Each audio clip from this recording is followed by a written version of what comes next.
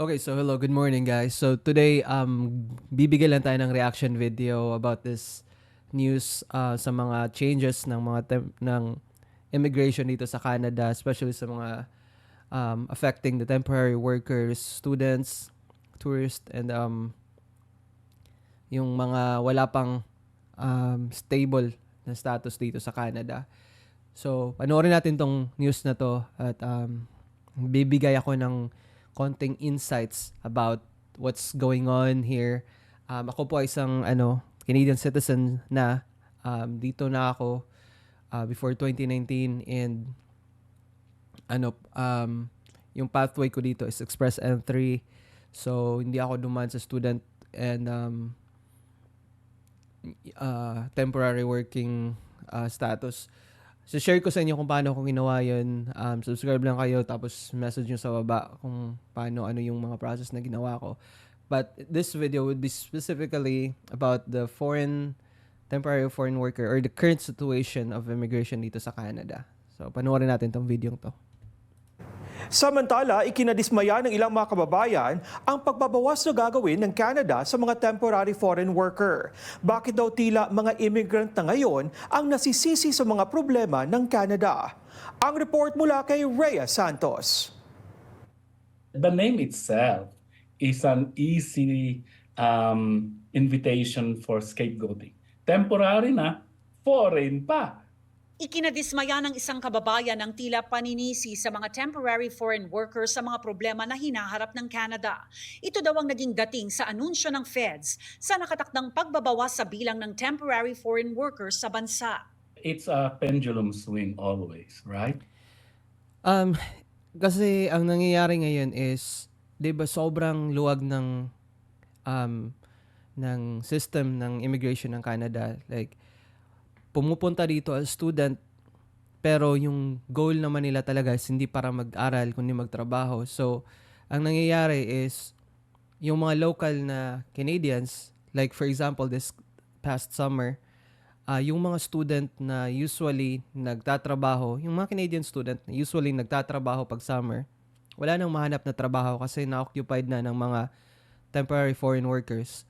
So, isa pa sa dahilan doon is itong pathway na student pathway is naa-abuse ng mga iba't ibang lahi. Hindi lang Pilipino, usually ang nag-a-abuse dito is mga Indian. And ano ko lang as example dito sa New Brunswick. I don't know if the mother company of this fast food chains or yung mga like Tim Hortons, sobrang laking company niyan, pero talamak yung bintahan ng LMIA dito ng mga fast food. Yung mga Indian usually galing sa iba't ibang province pupunta dito, tapos bibili ng LMIA, tapos napopromote to supervisor kasi yun yung required position mo bago ka maka-apply ng provincial nominee program dito sa New Brunswick. So, nagbebentahan like $10,000 to $15,000 yun. So, kung makikita mo sa mga department store, yung mga low wage na job, yung department store, yung mga fast food, yung talamak karamihan doon andun is mga foreign workers, like usually Indians, kasi sila yung nagbibentahan ng mga LMIA. So, very unfair para sa lahat, and at the same time na-exploit kasi, kaya sobrang I think the Canada is like doing unnecessary evil to stop everything, to stop Canada from bleeding, because kung hindi to pipigilan ng Canada's gonna turn into like a third world country na ang dami nang walang trabaho, ang daming di makapagtrabaho. And like imagine guys, 2019 yung apartment na nirent ko is only $550 per month. Now 2024, that apartment, same exact apartment, now cost $1,200 per month. So, ilang years lang nakalipas, di ba? Like, more than double na yung price because 2019, dito sa lugar namin, meron lang atang mga less than 100, less than 50 Filipino families na andito.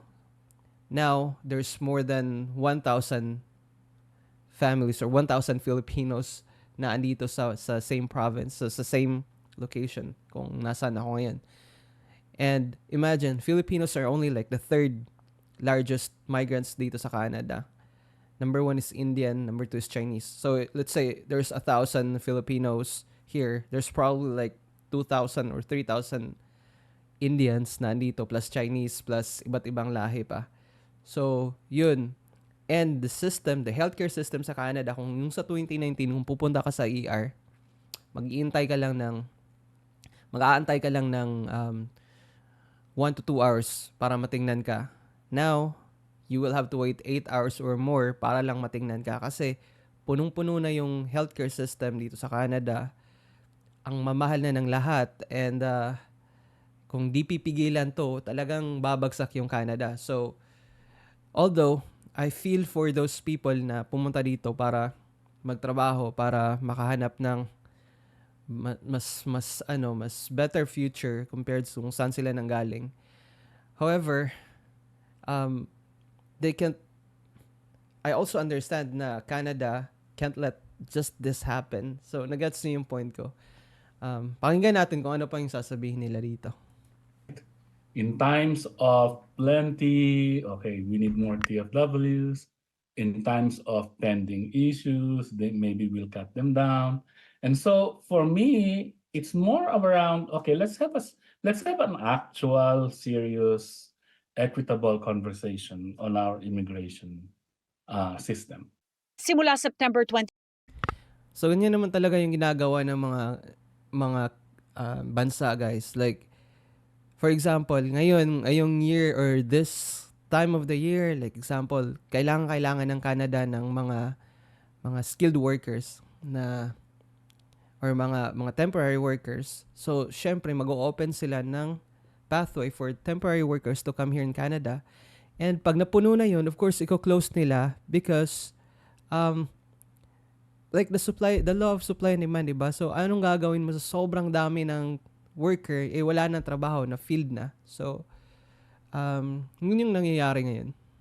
26, di na maaaring kumuha ng mga low-wage workers sa mga employers mula sa Temporary Foreign Worker Program sa mga rehiyon na may unemployment rate na 6% pataas.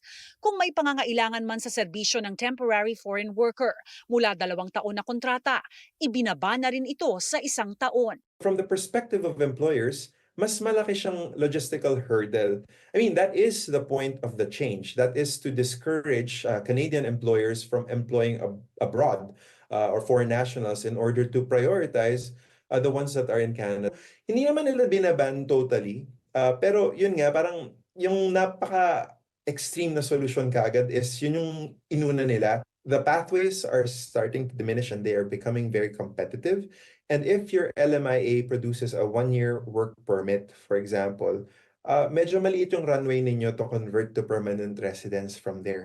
Di raw maikakaila ang pressure na nakuha ng Liberals mula sa rates sa mga young Canadians, permanent residents, maging newcomers. Ang immigration nga front and center din because of lack of housing. For example, the housing crisis, the cost of living crisis. Can't remember the last decade where Canada actually looked at the immigration this negatively. From an optics perspective, Yun nga yung nangyari, guys. Kasi nawawala na sa nawawala na yung balance eh. Siyempre yung before kasi yung kinukuha ng Canada is yung mga skilled workers. Talagang specific yung migration system nila. But then after pandemic, inexploit ng mga agencies sa Pilipinas, mga agencies sa China, Japan, India na punta kayo dito like as student tapos magtrabaho kayo and then convert your status to becoming PR. Ang nangyari is libo-libong dumating, like 97% population increase. Imagine mo yun sa sobrang dami na dumating dito. syempre, saan mo ilalagay yung mga yun, di ba? Yung housing, nagmamahal na, yung trabaho, dami ng dami ng unemployed na Canadians. So, kailangan talagang i-stop na ng Canada ang pagtanggap ng mga empleyado or mga foreign nationals and temporary foreign workers dito sa Canada.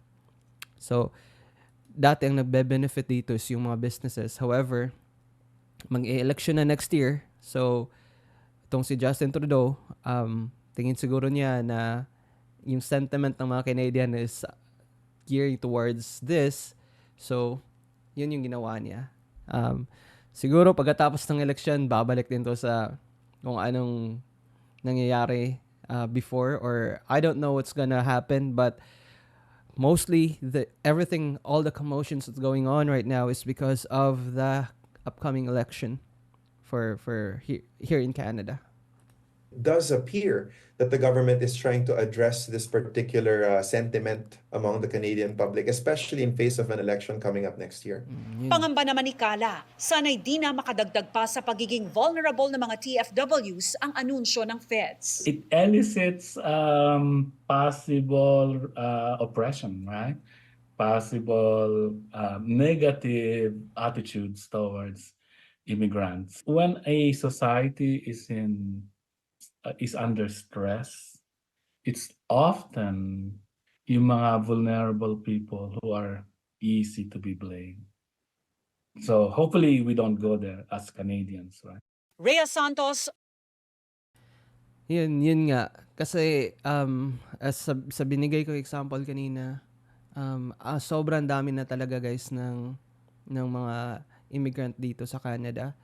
And nawawala na ng trabaho yung mga locals. And because of that, nagmamahal na lahat ng mga bilihin.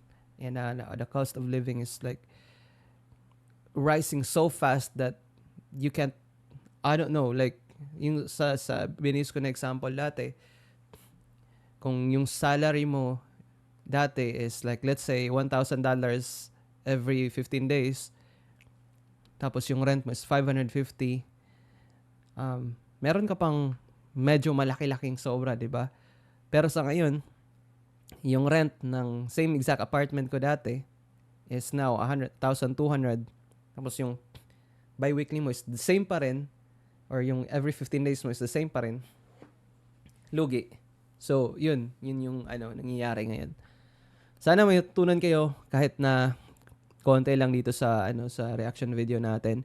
If marami pa kayong tanong about sa Canada or